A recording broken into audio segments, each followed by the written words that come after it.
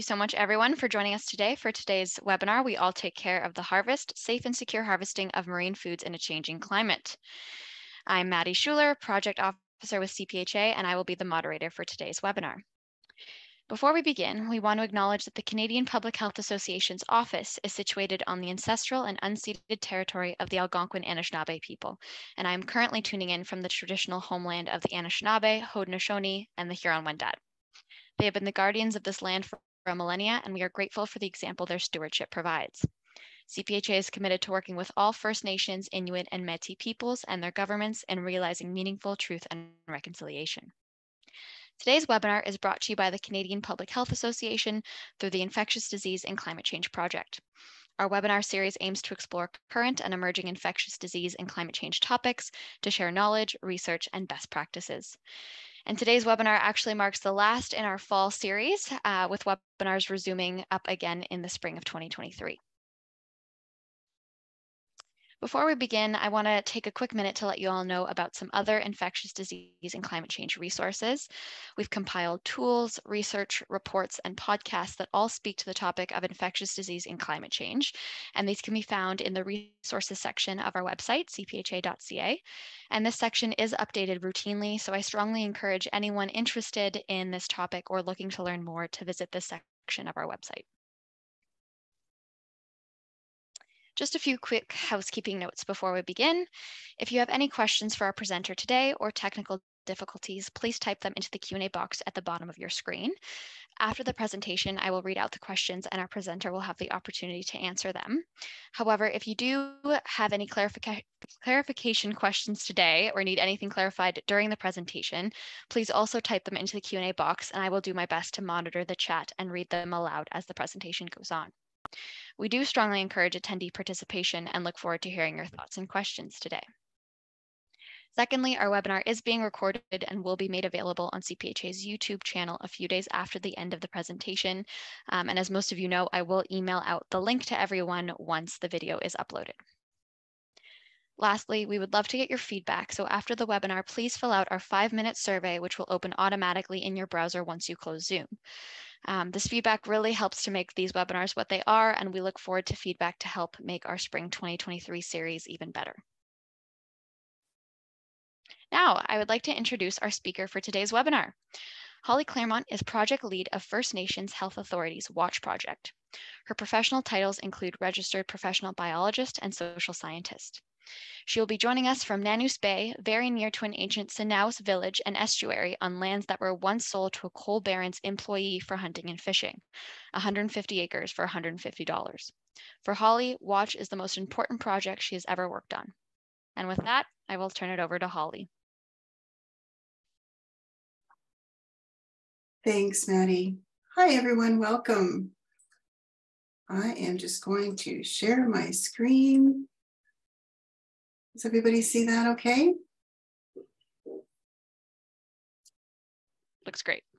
All right, super. So before we get started, I just wanted to tell you that this was the first time I shared a bio like this. At WATCH, we're quite dedicated to meaningful territory acknowledgements, and this is a borrowed term from another settler. I'm working at getting comfortable with being uncomfortable. And by the end of this hour, I hope you can understand why I think this project is so important. Leading WATCH, We All Take Care of the Harvest pilot project has been what I've imagined wrestling an octopus might feel like when the octopus grows a new arm, just when you feel like you have one pinned down. So how does a health authority come to lead a seafood and climate change project, you might ask? It all began with the marine heat wave that has its own Wikipedia page, the blob. It raised havoc with marine ecosystems and it had its very own villain, a plankton, not like the cute copepod of SpongeBob fame, but diatoms that our American colleagues have monikered evil kayaks. The genus was Pseudonychia, and some of them produce a toxin called domoic acid. The plankton rapidly multiplied or bloomed, and the toxin was picked up by filter-feeding shellfish, crabs, plankton-eating fishes, and such, which led to poisonings and die-offs of marine birds and mammals from Alaska all the way to California. Domoic acid poisoning is usually referred to as amnesic shellfish poisoning. The name came from people experiencing memory loss after eating toxic shellfish. Regulators closed shellfish harvest areas up and down the West Coast for a long time, crushing many clam and crab markets. But few people understood the breadth of the risks, including particular risks to First Nations, because many First Nation individuals and communities rely on seafood more than other populations, not just to maintain a healthy diet, but for a wide range of economic, social, cultural, and spiritual health benefits. FNHA, First Nations Health Authority, and BC Centre for Disease Control co-hosted a 2-day workshop in Vancouver in October 2016 to better understand these risks. The idea of a watch project grew out of those discussions. As luck would have it, we started the project late and during a pandemic. This is what we aim to do, to help communities access timely information about seafoods and harvest areas, which it turns out is no easy task. We wanted to help communities plan for and manage climate impacts affecting seafoods before the end of the fiscal year. I'm kidding, of course. We had to get comfortable with the idea of just getting started. And we aimed to promote seafood security and sovereignty for coastal First Nations. So what do you do when you're trying to engage people during a pandemic? We created a network. We haven't had the capacity to meet as often as we would like, but when we do meet, it's been fantastic. Rich learning and sharing with people that are often siloed from each other, like health and fisheries and culinary professions, embracing the inherent complexity in this work, yet working on really tangible outcomes. Our project team includes FNHA, NBC CDC staff, and 4 pilot communities: Gitgat Nation, Klahoos First Nation, Malahat Nation, and Sishat First Nation. We have a First Nations advisory team, an external advisory team with scientists and regulators, a technical monitoring community of practice, and a broader community of practice for those who just want to stay informed and be involved once in a while. We're also creating a knowledge exchange working group with communications and education expertise and familiarity with Indigenous languages. With our 4 communities, we have just as many languages. This map shows the territories of our pilot communities, which were selected in part to understand the geographical differences associated with various harmful algal blooms, or HABs. With funding from the Public Health Agency of Canada, we've established monitoring programs in each of the pilot communities. We provided them with equipment and training to look for 3 toxigenic phytoplankton that we expect to be seeing more often in our warming world. Here's the current cast of characters up here. So on the top left is Alexandrium. Alexandrium produces saxitoxin that lead to paralytic shellfish poisoning, or PSP. This is the one of greatest concern. It has a belt that kind of looks like a patty between 2 buns. Our counterparts in Alaska have coined the term evil hamburgers. By itself, a single cell of Alexandrium should trigger a warning to harvesters, because a dining experience with PSP can be deadly. Dinophysis on the upper right has been described as evil Kool-Aid man. It's responsible for diuretic shellfish poisoning, the illness that doesn't kill you, but we hear will make you wish you were dead. Having said that, there's some evidence that diuretic shellfish toxins are carcinogenic. Pseudonychia, the one in the bottom, you've already met. These are the evil kayaks that were associated with the blob.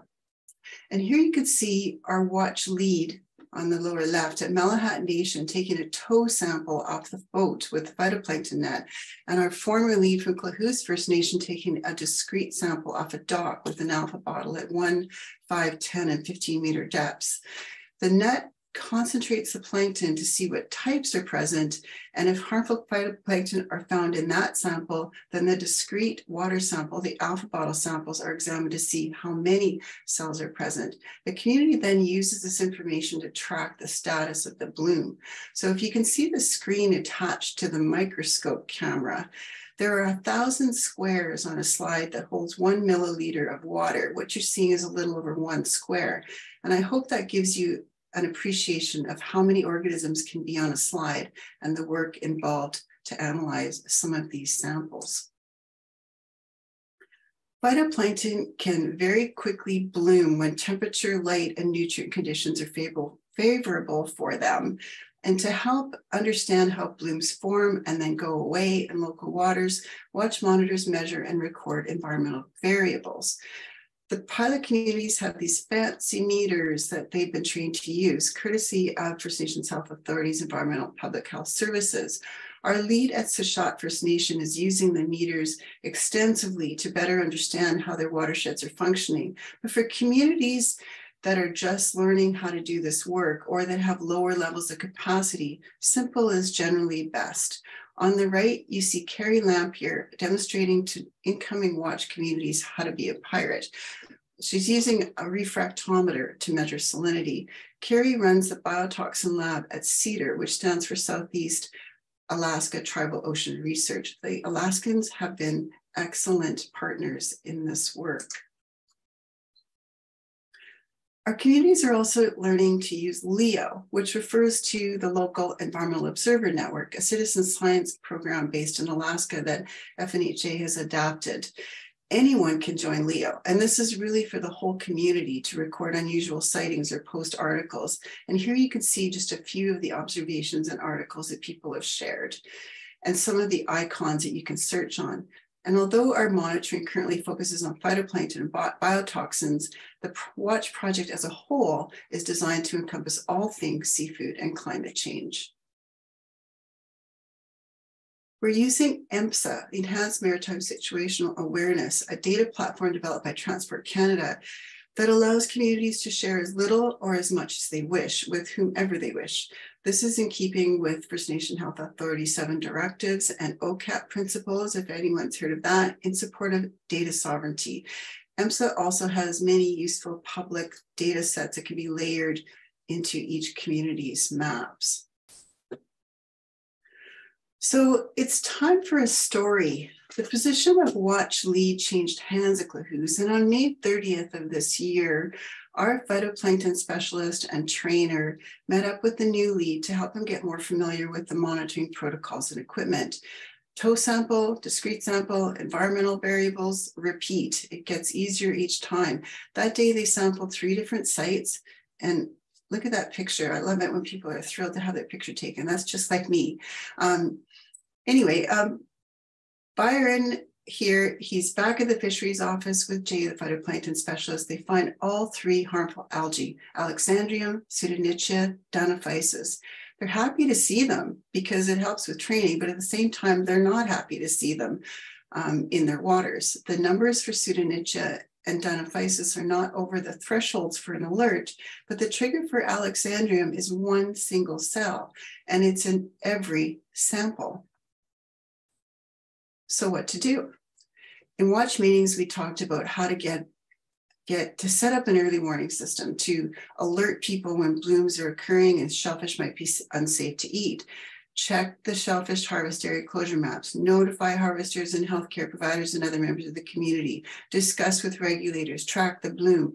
These instructions sound pretty mundane and they lack context and urgency, but all was about to change at Klahoose.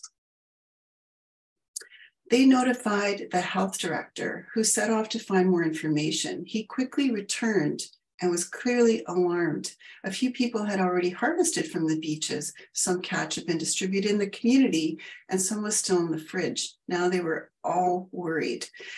The health director contacted BC Poison Control to learn about PSP symptoms, including how quickly, 30 minutes, or slowly, 12 hours, they might appear. This would be the only timely and easy contact with senior agencies. Although there were no reports of deaths or illnesses after this event, it's important to remember that senior agencies and others, I'm sure, know that shellfish-related illnesses are significantly underreported. And on June 2nd, remember this happened May 30th, the Canadian Sanitary Shellfish Program, or CSSP, replied to Klahoose with what we have come to call the no correlation email, stating detection of toxin-producing algae is not necessarily confirmation of toxin production, nor of toxin uptake in shellfish. Later discussions with the Canadian Food Inspection Agency's CFIA confirmed that it would generally not test a catch or resample an area based on watch phytoplankton monitoring results. So let me repeat that in a slightly different way. The CFIA, which is the only agency that tests for biotoxins, will not act on anything that our community-based watch monitoring programs discover through phytoplankton monitoring.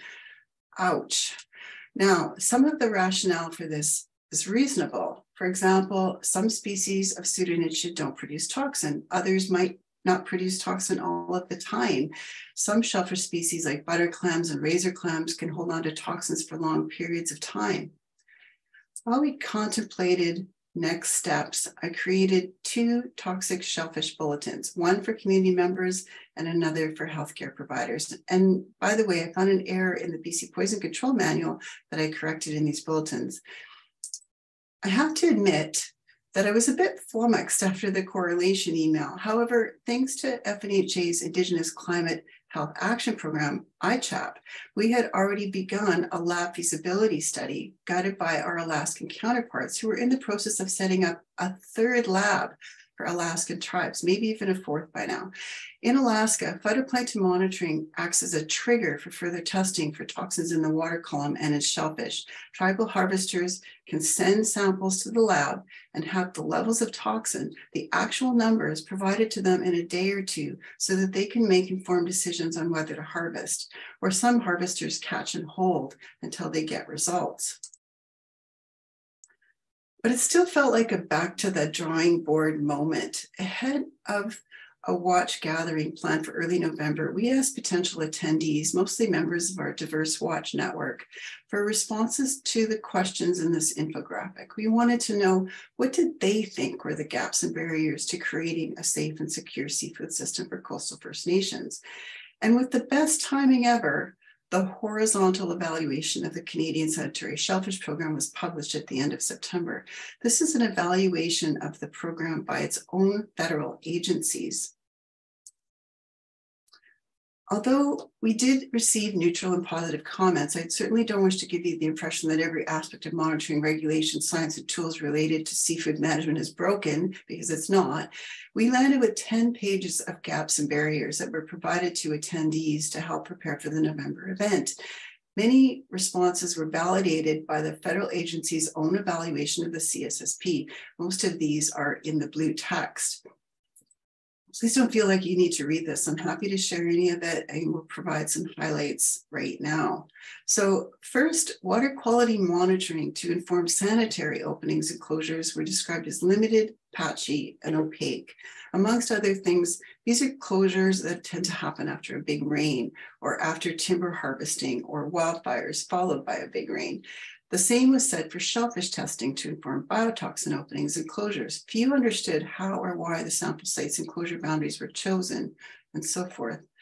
The common complaint is that harvest areas are closed and then remain closed, sometimes for decades, 27 years, 40 years, not necessarily because they're unsafe, but because they aren't being tested.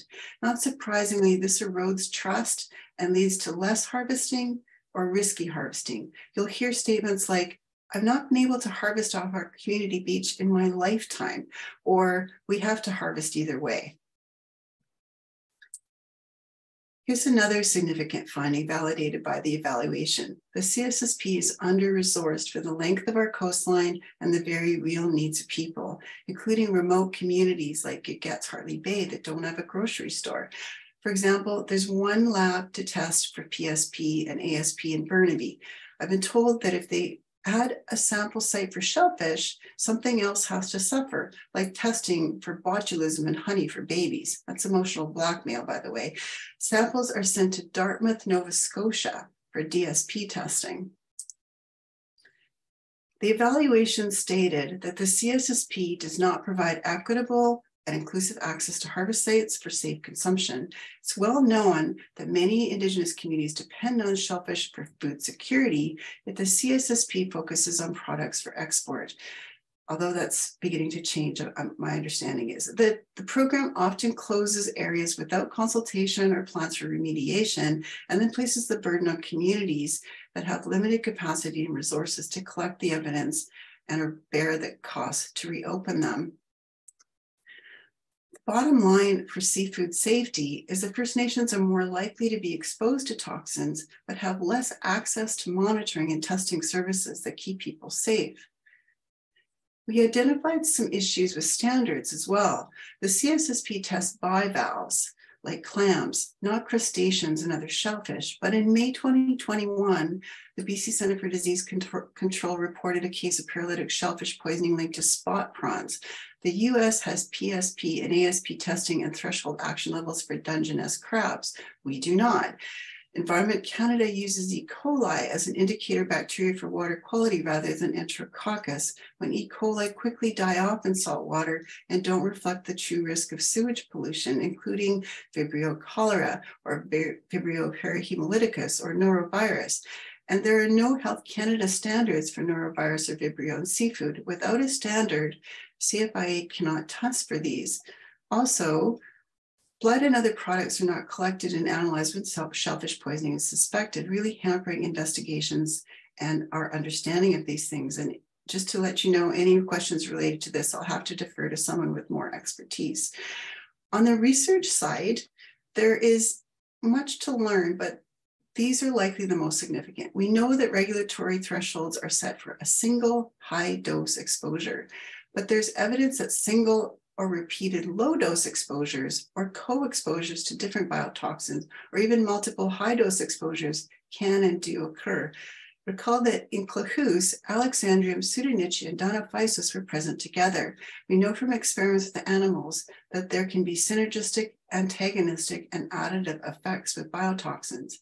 And based on research with tribal members, Washington State recommends eating fewer than 15 razor clams per month in order to prevent chronic low-dose exposure to domoic acid. We don't have these kinds of recommendations here.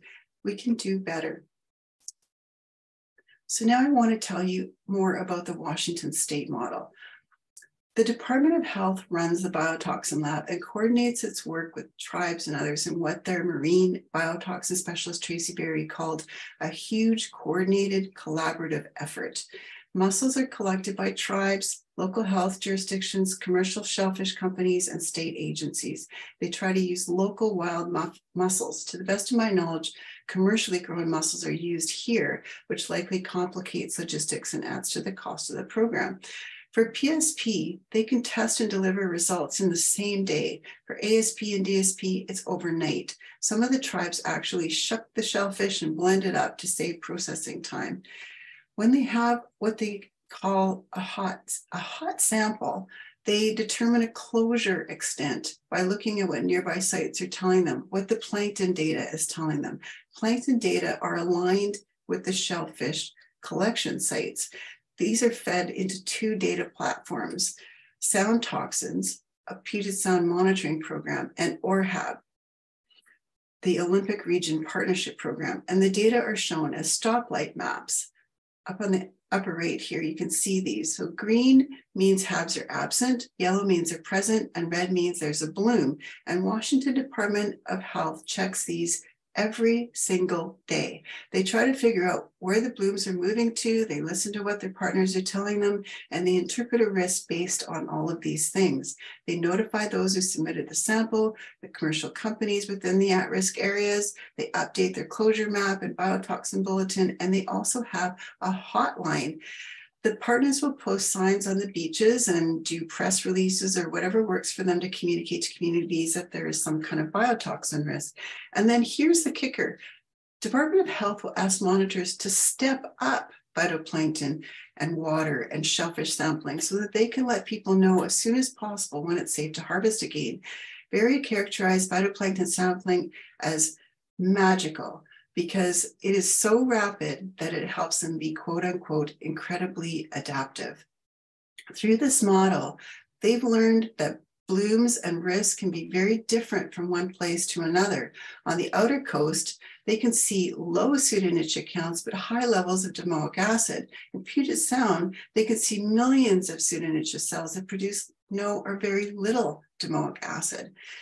At our watch event in early November, Berry talked about Neil Harrington as Jamestown's Kalalam tribe. The tribe has territory right across from Victoria here on the island. Neil apparently is the local Nostradamus. Tracy told us he can quite accurately tell his community whether it's safe to harvest or not, or if it won't be next week, based on his deep connection and understanding of what happens in that bay, Squim Bay, what the trends in phytoplankton are telling him, what his eyes on the water are seeing. And the other bit on this side, the bottom right here, another important thing to come out of this model is the discovery of new toxin producing phytoplankton, which we anticipate in a warming climate. So far, they found 2 of them, at least one found by tribal monitors, and their very diverse and collaborative network now knows to watch for them. So more than 100 people heard firsthand about the Alaskan and Washington state programs that are gathering in the middle of November, at the beginning of November, sorry. Seems like it's been just yesterday. This was held at Vancouver Island's Deep Bay Marine Field Station they were co-hosting this with us, which gave us a whale vertebra to hold while we spoke. With this talking vertebra, people had an opportunity to tell their own seafood and climate change stories. And it wasn't easy. There were lineups to our cultural support workers to lift away some of the stress people were experiencing. But after the in-person attendees had enjoyed a traditional seafood pit cook lunch, you can see people outside around the pit cook there, we had some pretty amazing discussions. We're still compiling that data into a summary that will be available online, but I would like to share some things captured by love letters for everybody. Karina Keeling, our graphic artist. So in the bottom right of the first image at the top left here, taking control of the data is an act of sovereignty. I'm guessing that everyone on this call knows how empowering data can be, how it's collected, how it's used. And the bottom left image, we're not alone. This is what did you learn from today? And what did you learn today? And what's your role in it? And what we heard was we're not alone. There's a path forward to the new paradigm. We're ready if we do this together. We have what we need. The feeling in the room was palpable, and it was hope. It was great to know where and how to find hope, because here are some of the climate highlights of the last few years. A new blob in 2019 that didn't materialize in quite the same way, thank goodness. A 2021 heat dome that raised temperatures in local mussel beds to an amazing 57 degrees Celsius. Wildfires that same year, followed by atmospheric rivers with all of the related contaminants flowing downstream into marine environments, on top of all of the other chaos that it created in British Columbia. This year, PSP closures on our west coast in late October, and drought, where salmon waited in pools and estuaries till the rain came in November, only to be, picked off by a lot of predators. And our area is especially susceptible to ocean acidification compared to many other parts of the world. A bit of an aside, a 4th or 5th dead whale was just found in BC. And although the jury's still out on that, we know that scientists have linked whale collisions with ships to disorienting neurological symptoms from HAB-related poisonings. And whales have also succumbed directly to these poisonings. Just an anecdote there.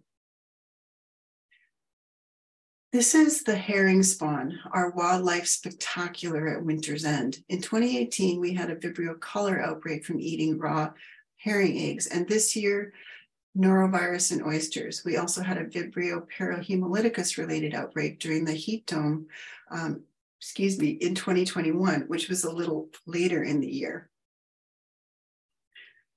Adaptation planning. Adaptation planning is necessary if we don't want to just let these things happen without any further action to safeguard seafood's safety and security. When I first approached this challenge, I thought, seafood sounds like a nice little subset of climate adaptation. This shouldn't be too difficult. But wow, was I ever super naive. You see, you not only have to understand the exposure sensitivities and adaptive capacity of communities, which for First Nations experiencing research fatigue is excruciating, but you have to figure these things out for all of the seafood species as well. Marine species aren't like bears or birds where once they're born, they just get bigger. They have multiple very different life stages that each have their own specific exposures, sensitivities, and adaptive capacities. And as far as regional information on climate conditions and related hazards go, there are some really generous gaps. For example, temperature, precipitation, sea level rise, or say marine, freshwater, aquatic, and terrestrial environments, these are often treated as separate entities when we know there are synergies and other types of interactions. With this work, Watch hopes to shift adaptation planning into a more holistic space. And we hope this part of the project will provide a template for communities that can continuously be built upon. So one big step for us in our partnership with CFIA and a UBC is a partnership with CFIA and a UBC undergrad team to look at biotoxin data with climate variables in what we believe is the first ever trend analysis with that data in the history of the CSSP, which is so exciting. In a few months, I hope I can come back and tell you about this work supported by Health Canada's Health Adapt program and ISC.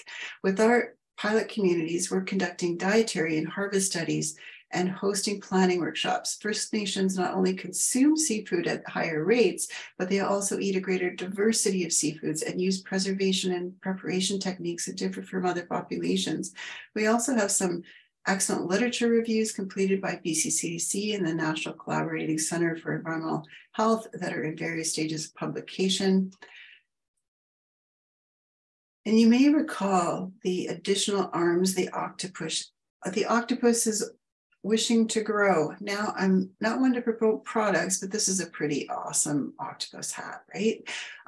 Watch communities are eager to do more around food preservation, jarring and dehydration workshops and certifications, around intergenerational knowledge transfer regarding traditional seafood, around new types of monitoring, other harmful algae, ocean acidification, invasive European crabs, which you see here, microplastics, tire compounds. The list is long and growing. These are our current funding partners. These are the agencies and programs that enabled us to come to this amazing place where we could contemplate this hopeful future. The people behind these programs that provide immense personalized support, I hope some of them are online today so that they can see how much their work means to me and to First Nations people. This is Karina Keeling's vision image from our 2021 gathering to link First Nation and tribes in a Beaufort to Baja or B2B watch monitoring and adaptation planning network that stretches from Alaska to Mexico and serves everyone. As we ponder how to transition watch from a pilot to a long-term program and to secure funding for this in a hurry, since we're officially done at the end of this fiscal year, I hope you'll tell people about us. And if you wish to learn and share about HABs and all things seafood and climate, please consider joining the Watch Network. Thank you all for listening. Thank you so much, Holly, for that wonderful presentation. At this point, if you do have any questions, please submit them using the Q&A feature below. And I will start us off. Holly, I know you mentioned watch kind of encompassing all issues regarding seafood and climate, not only the toxins and plankton. I'm curious if you're able to share any other climate or seafood issues that were identified as important to participating communities. They're all important.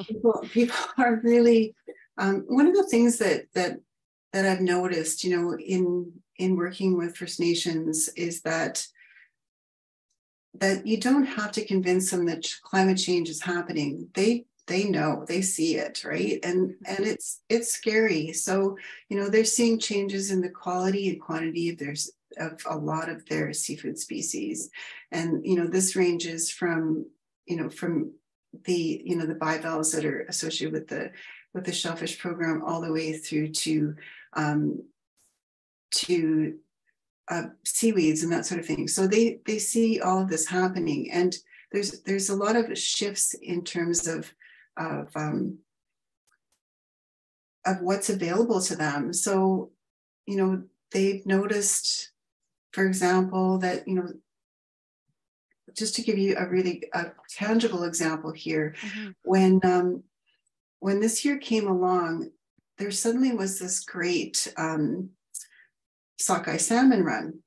And last year at Sichat, for example, the salmon had to back out of the inlet because there just wasn't, it was too warm and there wasn't enough oxygen. So the community had to hire boats to go out and fish for enough salmon for the community to have to eat that year. This year, they ended up with a ton of sockeye coming in, and with completely different circumstances. But when they looked at the actual ages of the sockeye, it appeared that it was multiple years that were coming back. And so they had actually, you know, gone out into the ocean, they think, and were waiting for better conditions so that they could return. So this is kind of some of the stuff that goes on. And then, of course, this fall with on Vancouver Island here, we had pretty severe drought, and there were no salmon moving upstream for a long time, and they were, you know, in pools and in places where they were just getting picked off, and the sea lions had a heyday out in the estuaries, but we still don't know what the consequences of that might look like. And of course, there's a lot of people that are really concerned about things like ocean acidification here, because there's evidence that the larvae in particular for a lot of these species are not going to be able to develop properly, and may need help from us to be able to help them survive in the wild, which is just an enormous undertaking, right? So a lot of things to think about and to consider going forward. Wow. Yes, absolutely. Sounds like it. We do have one question, I think, coming in here. Great presentation, Holly. Is there any sense that sea level rise is exacerbating any of these food safety issues, or is it more related to warming waters? Hi, Tracy. It's really nice to know that you're here. And yes, I will be contacting you as soon as I have a spare moment. The issue around sea level rise, I mean, we've seen a lot of different things with sea level rise that, you know, there's certain parts of the coastline that are definitely more susceptible than others. But, you know, there's other things that are happening with this with respect to kind of changing the sites for things like seagrass beds and kelp beds and that sort of thing, kelp forests. So with respect to sea level changes, this is going to be something that we're going to have to consider. Those are the places where a lot of sea life is nurtured, right? So it's they need these areas, and they can shift dramatically from one season to another. So that's one thing. The other thing to do with sea level rise that's kind of interesting is, you know, just to give you one example that I've heard about is that sometimes these extreme storms, they flush a lot of sediment down the towards the, like, sorry, I am just, you know, I'm a little nervous today. It's really kind of interesting because I've probably given, you know, posted hundreds of Zoom conversations, but this is my first webinar. So it's just like, okay, please. You're doing great. So what was happening on this one site is that all of this sediment was coming to the estuary, of course, slowing down when it hit the marine environment, and then just depositing all these sediments into an area which created these eddies and these back eddies and stuff that started to carve out and erode certain areas along the foreshore and back up the river, which was taking out everything from archaeological sites to, really disturbing the normal landscape of those estuaries and intertidal areas around them. And so that's the kind of thing that we see will happen with sea level rise, combined with extreme storms like that. So again, we need to really be thinking about these things in concert with one another and to really understand what's going on there and what the potential risks are. Right. Yeah, as you said at the beginning, often a lot is siloed, but it's all connected, and everything really needs to be looked at as one. We have another attendee asking or saying thank you for the presentation. I can see that there is a lot of two-eyed seeing in your initiative, meaning that you have successfully integrated Indigenous knowledge with scientific knowledge to produce results/information that meaningfully help those affected. Do you have any recommendations for developing science policy to help Health Canada scientists and science-based employees to respectfully and meaningfully consider Indigenous knowledge in their work? What a great question. Oh, wow. That is a big question.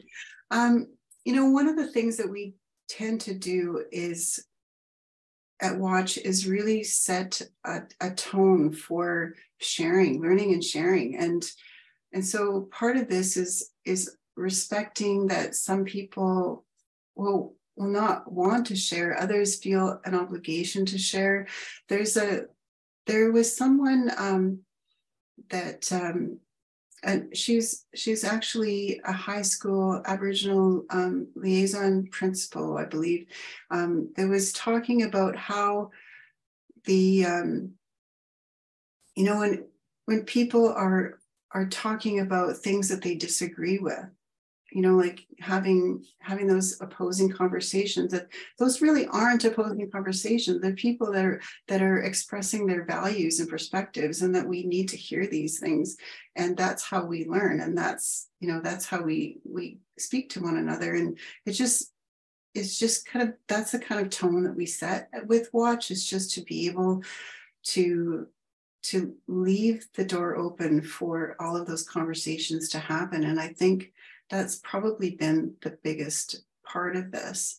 The other thing is, when we're doing things like species backgrounders, we're not just looking at what's in the literature. We're looking at what's happening in other First Nations plans. Like in Washington State, they've done a ton of different plans, for example, and we'll look at some of the anecdotes that they have there from their communities, and we incorporate all that. So, if somebody says the molt is really changing for crabs, like, we integrate that and try to make sure that we try to understand that a bit better, because the First Nations are very observant people, and they live in these local environments that they've known forever. So they have a lot of information that's been passed forward, and they're seeing it personally every single day. So part of this, I think, is just really having a deep, profound respect for that. And